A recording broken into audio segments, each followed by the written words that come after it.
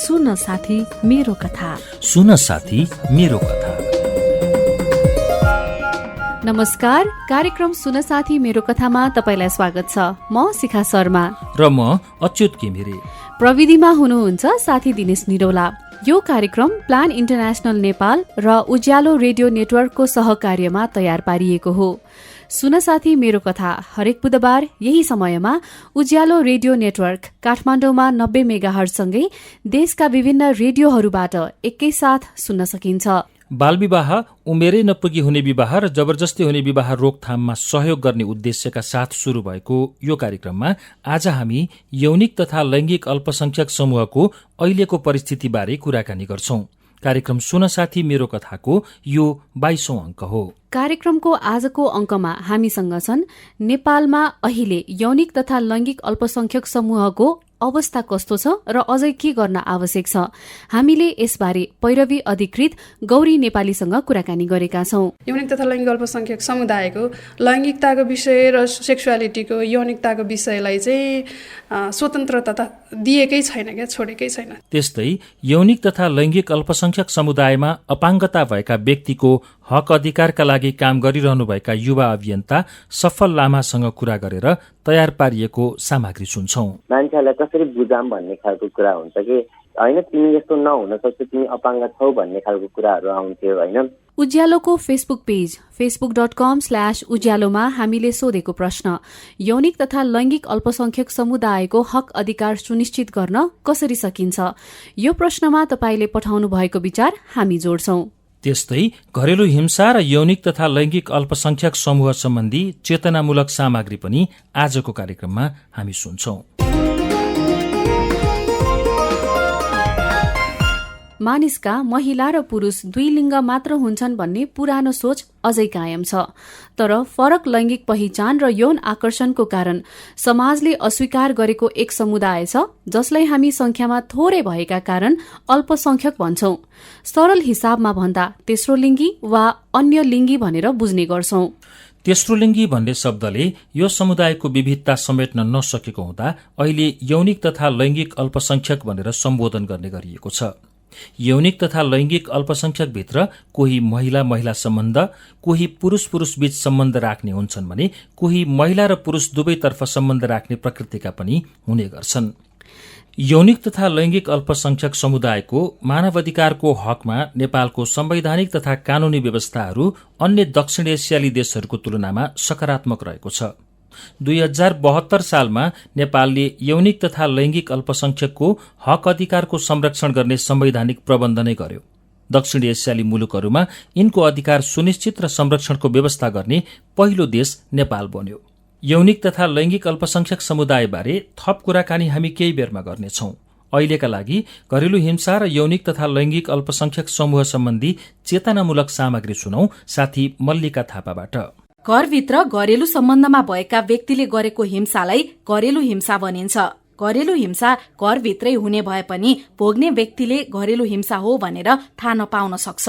घरेलु हिंसाभित्र एकै परिवारमा बसेका कुनै पनि व्यक्तिलाई दिएको शारीरिक, मानसिक, यौनजन्य वा आर्थिक यातना पर्दछ, जसमा संयुक्त परिवारको सदस्य, वंशज, विवाह वा धर्मपुत्र वा धर्मपुत्री, आश्रित वा कामदार, सँगै बसेका जोडी वा अंशली वा नली भिन्न बसेका पति वा पत्नीको सम्बन्ध पर्दछन्। घरेलु हिंसा भएको 90 दिनभित्र नजिकको प्रहरी कार्यालयमा उजुरी गरिसक्नुपर्छ। 90 दिनपछि उजुरी गर्दा उजुरी दर्ता पनि नहुने र घटनासँग सम्बन्धित प्रमाणको लोप हुन सक्छ। त्यसैले घरेलु हिंसाभित्र पर्ने विभिन्न प्रकारका हिंसाहरू शारीरिक यातना, मानसिक यातना, यौनजन्य यातना वा आर्थिक यातना भएमा समयमै उजुरीका लागि प्रहरी कार्यालय जानुपर्छ। शारीरिक यातनामा शारीरिक चोट पुर्याउने काम जस्तै कुटपिट, तेजाब वा यस्तै अन्य पदार्थ छर्की वा यो पदार्थले पोली, डामी, दली, घसी शरीरमा पीड़ा गराउने र अनुहार वा शरीरको कुनै अंग कुरूप पारिदिने कार्य पर्दछन्। मानसिक यातनामा शारीरिक यातना दिने डर, धाक, धम्की दिने, गाली गलौज गर्ने, रूप, रंग, शारीरिक बनावट तथा कुनै रोग लागेको आधारमा अपमानित गर्ने र मानसिक वा भावनात्मक चोट पुग्न सक्ने अन्य क्रियाकलाप पर्दछन्। यौनजन्य यातनामा यौनजन्य प्रकृतिको दुर्व्यवहार, असुरक्षित यौन स्वास्थ्यमा आघात पुग्ने कुनै पनि कार्यहरू पर्दछन्। आर्थिक यातनामा सङ्गोल वा निजी सम्पत्तिको प्रयोग गर्न वञ्चित गर्ने, रोजगारी वा आर्थिक स्रोत र साधनको पहुँच वा प्रयोगमा वञ्चित गर्ने र महिलाको हकमा दाइजो माग गर्ने, दाइजो ल्याउन दबाव दिने वा दाइजो नल्याएको कारणबाट गरिने घृणा, हेला वा तिरस्कार पर्दछन्। घरेलु हिंसामा महिला मात्रै पीड़ित हुन्छन् भन्ने हुँदैन। महिला पुरुष जोसुकै पीड़ित हुन सक्छन्। घरेलु हिंसा भइरहेको अवस्थामा जोसुकैले पनि नजिकैको प्रहरी कार्यालयमा लिखित वा मौखिक वा अनलाइन माध्यमबाट उजुरी दिन सकिन्छ। घरेलु हिंसाको उजुरी प्रहरी कार्यालय, राष्ट्रिय महिला आयोग, स्थानीय तह, अदालत आदि ठाउँमा गर्न सकिन्छ। उजुरी गरिसकेपछि पीड़कका नाममा पक्राउ पूर्जी जारी गरिन्छ। आशंकित व्यक्तिलाई प्रहरीले आत्मसमर्पण गर्न आदेश पनि दिन्छ। उक्त व्यक्तिलाई पक्राउ गरिसकेपछि खानतलासी गरिन्छ। पीड़ितलाई तत्काल उपचार र घाउ जाँचको लागि पठाइन्छ। पीड़ित र आश्रित व्यक्तिलाई तत्काल सुरक्षा दिइन्छ। पीड़ितले चाहेमा उजुरी परेको 30 दिनभित्र मेलमिलाप गराउन सक्छ। तर पीड़ितले मेलमिलाप गर्न नचाहेमा वा नभएमा अदालतमा पठाइन्छ र अदालतले कार्यवाही र किनारा लगाउँछ। यौनिक तथा लैंगिक अल्पसंख्यकलाई संविधानले सम्बोधन गरे पनि सामान्यतया हाम्रो समाजले स्त्री र पुरुषको अस्तित्वलाई मात्र स्वीकार्छ। परम्परागत लैंगिक पहिचान बारे मात्र ज्ञान दिने शिक्षा प्रणालीका कारण फरक लैंगिक पहिचानका बालबालिकाले एकातर्फ मनोवैज्ञानिक पीड़ा सहनु परेको हुन्छ भने अर्कातर्फ सहपाठी र कहिलेकाहीँ शिक्षकबाटै अपहेलित हुनु परेको छ। साँचो अर्थको समावेशी शिक्षा प्रणाली मार्फत यस्ता लैंगिक सवालहरूलाई सम्बोधन गरिहाल्नुको विकल्प छैन। मानवशास्त्रमा प्रकृति वा वंशाणु वा पालन पोषण अर्थात सामाजिकता मध्ये कुनले मानव जातिको व्यवहार, सोच विचार आदिलाई बढ़ी प्रभाव पार्छ भन्ने बहस पुरानो हो। जैविक मानवशास्त्रीहरूका अनुसार सन्तानको भौतिक र जैविक गुणहरू अर्थात छाला, कपाल आदिको रंग तथा उचाइमा बाबुआमाका गुणहरूको प्रभाव हुन्छ। कतिपय अवस्थामा सन्ततिहरूमा बाबुआमाको रोग पनि सर्ने गर्छ। तथापि प्रत्येक शुक्रकीट र अण्डले पृथक गुण बोक्ने हुँदा गर्भधारणका बेला आनुवंशिक पुनः संयोजन अर्थात जेनेटिक रिकम्बिनेशनका कारण एकै बाबुआमाबाट जन्मेका सन्तानहरूमा पनि प्रशस्त जैविक असमानता हुन सक्छन्। यौनिक अल्पसंख्यक विभिन्न खाले हुन्छन्, जसलाई अंग्रेजीमा एलजीबीटीआई, लेस्बियन, गे, बाइसेक्सुअल, ट्रान्सजेन्डर र इन्टरसेक्सका माध्यमले बुझाइन्छ। कुनै महिलाप्रति मात्रै आकर्षित हुन्छ भने ऊ लेस्बियन अर्थात महिला समलिङ्गी हो। पुरुषसँग मात्र आकर्षित हुने पुरुष गे अर्थात पुरुष समलिङ्गी हो। महिला र पुरुष दुवैतर्फ आकर्षित हुने व्यक्तिलाई बाइसेक्सुअल द्विलिङ्गी भनिन्छ। पुरुष गुप्ताङ्ग सहित जन्मेको तर आफूलाई महिला अनुभूति गर्ने वा महिला जानेन्द्रिय साथ जन्मे पनि आफू पुरुष रहेको ठान्ने व्यक्ति ट्रान्सजेन्डर अर्थात तेस्रो लिङ्गी हो। लिङ्ग परिवर्तनपछि ट्रान्सजेन्डरलाई ट्रान्ससेक्सुअल भन्ने गरिन्छ। महिला वा पुरुष दुवैको जानेन्द्रिय लिएर जन्मेको व्यक्ति इन्टरसेक्स अर्थात अन्तर्लिङ्गी हो। कतै कतै एलजीबीटीक्यू पनि प्रयोग गरिन्छ, जसमा क्यू को अर्थ हुन्छ क्वे वा क्वेश्चनिङ। विभिन्न यौनिक तथा लैंगिक अल्पसंख्यकलाई समग्रमा बुझाउन पनि क्वेको प्रयोग हुन्छ। क्वेश्चनिङको आशय लिङ्ग पहिचान गर्न नसकेको अवस्थाको व्यक्ति भन्ने बुझिन्छ। अन्तर्राष्ट्रिय स्तरमै एलजीबीहरूको यौनिकता सामाजिक वा वंशानुगत के हो भन्ने प्राज्ञिक बहसले अझै बिट मार्न सकेको छैन। भविष्यमा अरू अध्ययन र प्रमाणले थप पुष्टि गर्लान्। तथापि जीन आफैले वा जीनले गर्भाशयको वातावरणमा अवस्थित लिङ्ग हार्मोनसँग गर्ने अन्तर्क्रियाद्वारा व्यक्तिको यौनिक झुकाव निर्धारित हुन्छ भन्ने तर्क विश्वसनीय देखिन्छ।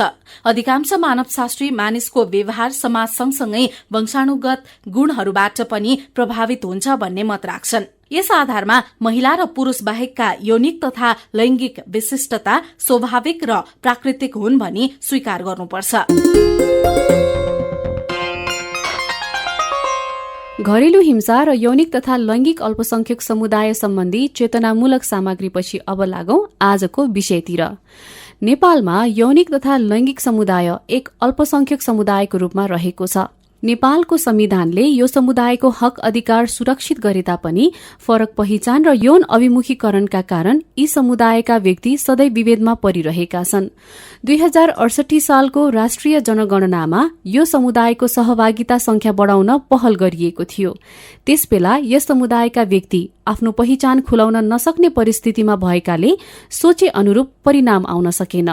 तर यसले उनीहरूको अधिकारको हकमा नयाँ ढोका भने पक्कै खोल्यो। त्यो एउटा पाटो भयो। समाजको संकीर्ण दृष्टिकोण कानूनको पालना गर्दा विभेद मुक्त हुन नसक्नु र बनेको कानून राम्ररी कार्यान्वयन हुन नसकेकाले यौनिक तथा लैंगिक अल्पसंख्यक समुदायको धेरैजसो मुद्दाको छिनोफानो हुन समय लाग्ने गरेको छ। यसबाहेक घर परिवार र समाजले गर्ने अपमानजनक व्यवहारका कारण आफ्नो हक अधिकार उपभोग गर्न नसकिरहेको अवस्था छ। यसैकारण यो समुदायका अधिकांश राजनीतिक, आर्थिक, सामाजिक तथा सांस्कृतिक अधिकारबाट वञ्चित भइरहेका छन्। यसका लागि विभिन्न सरकारी र गैर सरकारी संघ संस्थाले पैरवी गरिरहेका छन्। अहिले यौनिक तथा लैंगिक अल्पसंख्यक समूहको अवस्था कस्तो छ त? यसबारे अझै के गर्न आवश्यक छ? हामीले गौरी नेपालीसँग कुराकानी गरेका छौं। उहाँ यौनिक तथा लैंगिक अल्पसंख्यकहरूको महासंघ नेपालमा पैरवी अधिकृतका रूपमा कार्यरत हुनुहुन्छ। नेपालमा एलजीबीटीआईक्यू समुदायको अवस्थाको लाई हेर्ने हो भने र यो विषयमा अध्ययनहरूलाई हेर्ने हो भने अथवा यसको अवस्थाहरू हेर्ने हो भने चाहिँ लोकतान्त्रिक देश भएर पनि अझै पनि यौनिक तथा लैंगिक अल्पसंख्यक समुदायले चाहिँ लोकतन्त्रको फिल गर्न चाहिँ पाएको छैन। भनेको मतलब चाहिँ बेसिक एउटा ह्युमन राइटहरू छ त्यो चाहिँ उपयोग गर्नै पाइरहेको छैन। अझै पनि यौनिक तथा लैंगिक अल्पसंख्यक समुदायले चाहिँ आफ्नो नागरिकतामा चाहे अनुसारको नाम राख्नको लागि सङ्घर्ष गर्नु परिरहेछ हैन। यो भनेको कहाँसम्मको अन्याय हो तपाईँ आफै पनि अनुमान गर्न सक्नुहुन्छ।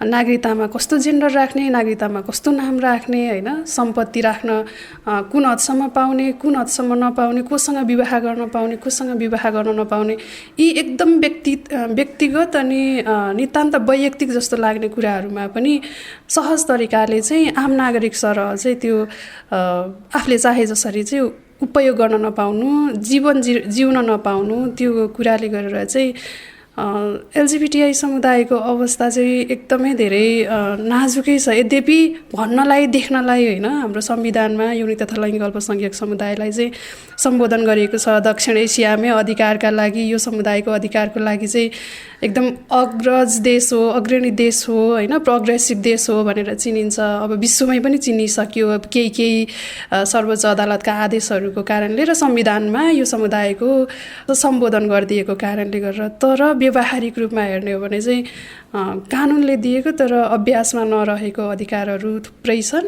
अनि एउटा आम मान्छे भएर जिउन पाउने अधिकारहरू चाहिँ के पनि प्राप्त गर्न सकिरहेको कन्डिसन छैन।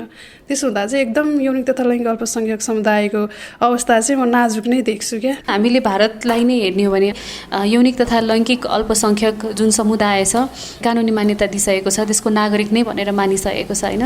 त्यही क्रममा हामीले वकालत गर्न थालेको निकै लामो समय भयो, तर पनि स्थिति अझै नाजुक छ भनेर तपाईँ बताइरहनु भएको थियो।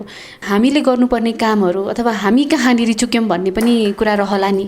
एकदम धेरै यो सबै पक्षको उत्तिकै जिम्मेवारी रहेको छ होइन।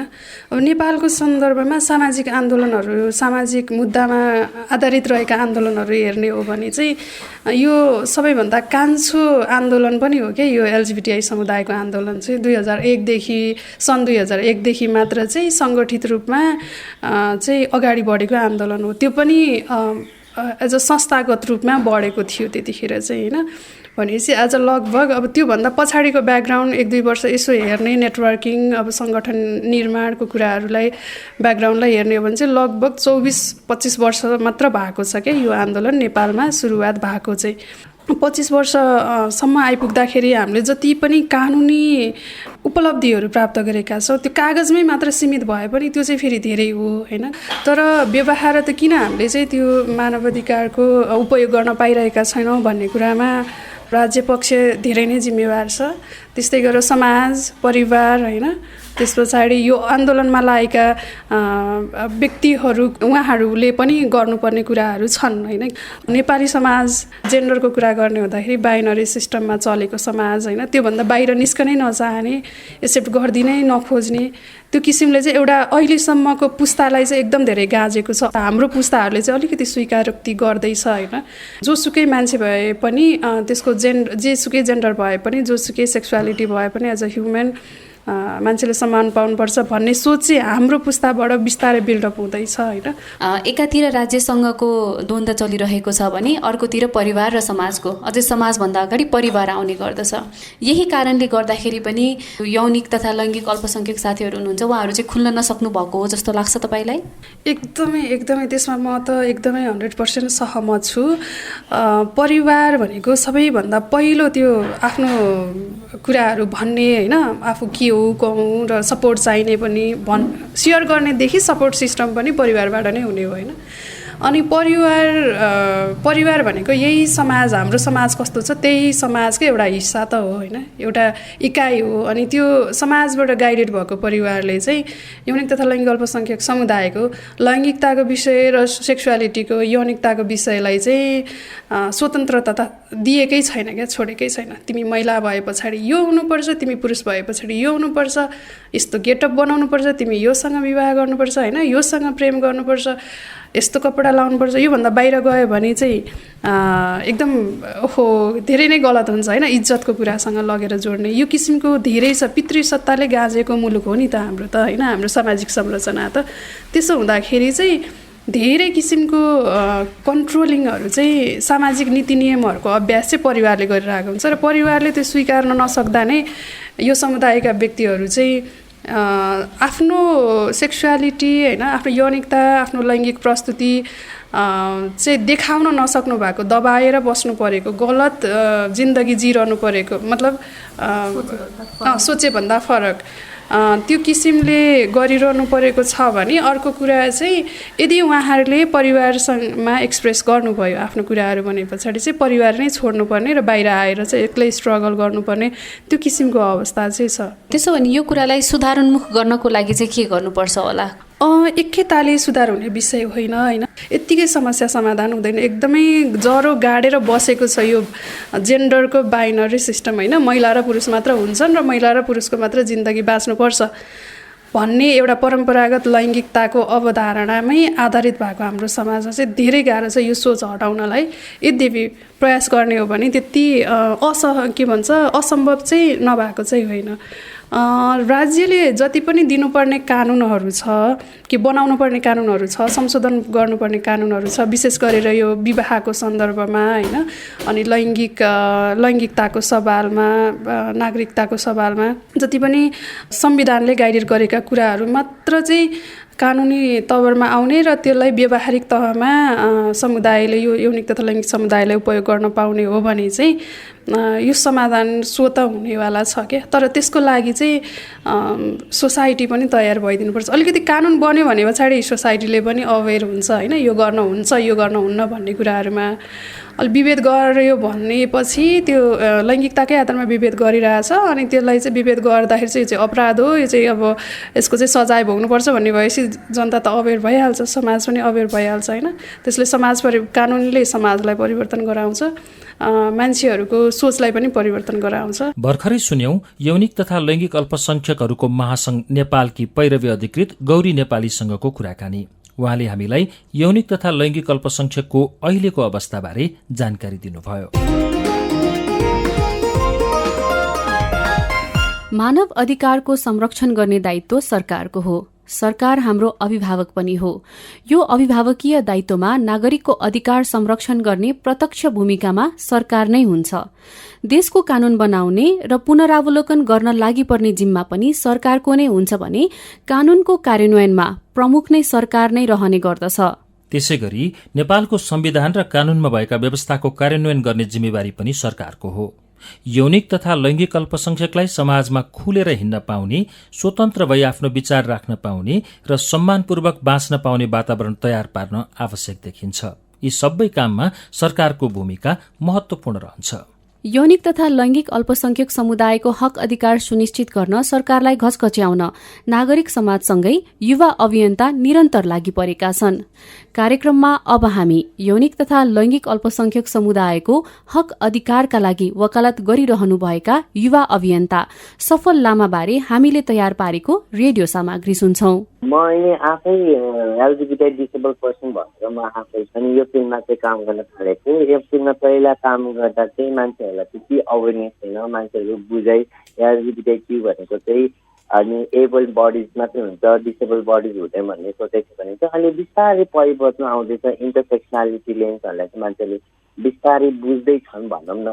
पहिलाको म सुरुमा कम आउट भएर आउँदा र अहिलेको सिनेरीमा हेर्दाखेरि चाहिँ सफल लामाले यौनिक तथा लैंगिक अल्पसंख्यक समुदायमा अपाङ्गता भएका व्यक्तिको मुद्दामा पैरवीको काम सुरु गर्दा उनी 18 वर्षका थिए। अहिले उनी 24 वर्षका भए। उनी आफूलाई क्वेयर एक्टिभिस्ट अर्थात यौनिक तथा लैंगिक अल्पसंख्यक समुदायको अपाङ्गता भएका व्यक्तिको मुद्दामा पैरवी गर्ने युवा अभियन्ता भनेर चिनाउन रुचाउँछन्। उनी आफै पनि यो समुदाय अन्तर्गतका व्यक्ति हुन्। उनलाई आफ्नो यो पहिचान समाज सामु ल्याउन अप्ठ्यारो परेको थियो, कारण उनले आफ्नो शरीर र मनोभावलाई बुझ्न सकिरहेका थिएनन्। एउटा अपाङ्ग व्यक्ति हाम्रो समुदाय सोसाइटीमा कस्तो छ भने अपाङ्ग भएको व्यक्तिले सानैदेखि अपाङ्ग तरिकाले एउटा मार्जिनलाइज तरिकाले नै हेर्ने दृष्टिकोण छ नि त होइन।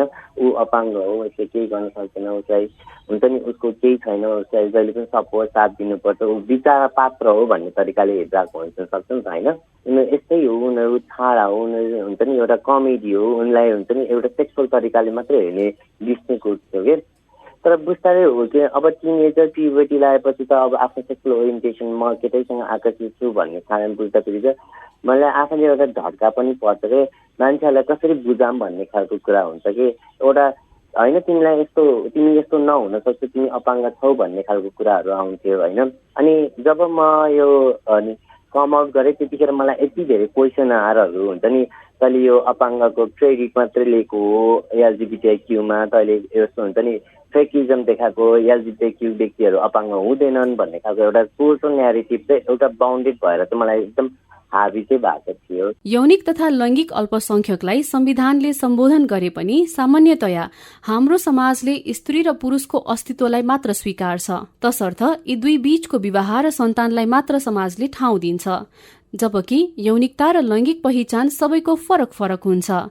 यही कुरा भविष्यका कर्णधारलाई सिकाउन नसक्दा समय अनुकूलको सामाजिकरण असफल भइरहेको छ।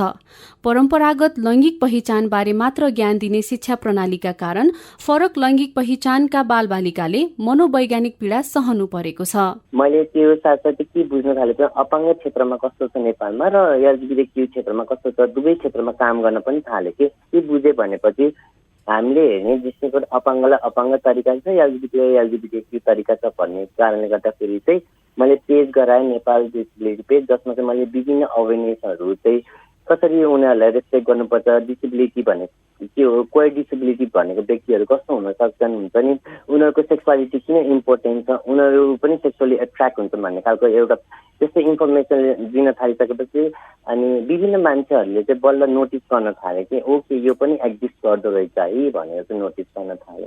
सबभन्दा मेन स्ट्रङ पोइन्ट चाहिँ मैले एउटा पेज गराएर चाहिँ त्यो पेजमा अपलोडहरू गर्न थालेँ कि त्यसले गर्दा मान्छेहरूलाई चाहिँ एउटा क्याचिनेस पनि भयो कि ओके यो पनि एक्जिस्ट गर्दो रहेछ है भनेर चाहिँ। नेपालको संविधानले सबै नागरिकलाई सम्मानपूर्वक बाँच्न पाउने अधिकार दिएको छ।